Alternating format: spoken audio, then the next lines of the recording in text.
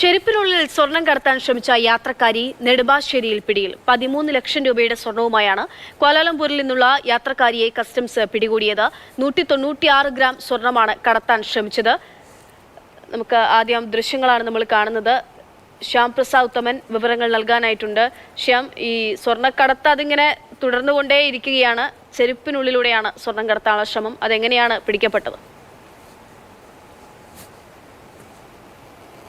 അക്ഷയ, അതായത് ഈ കോലാലംപൂരിൽ നിന്നുള്ള യാത്രക്കാരിയാണ് കൊച്ചിയിൽ വഴി ഈ ചെരുപ്പിലൂടെ ഈ സ്വർണം കടത്താൻ ശ്രമിച്ചത്. സ്വർണ്ണ കട്ടകളാക്കി 5 കട്ടകളാക്കിയും 2 വളകളാക്കിയും 196 ഗ്രാം സ്വർണമാണ് കടത്താൻ ശ്രമിച്ചത്.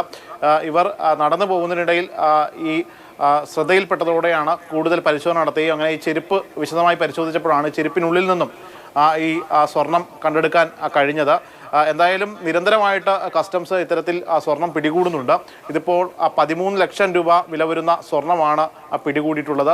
196 ഗ്രാം ഉണ്ട്.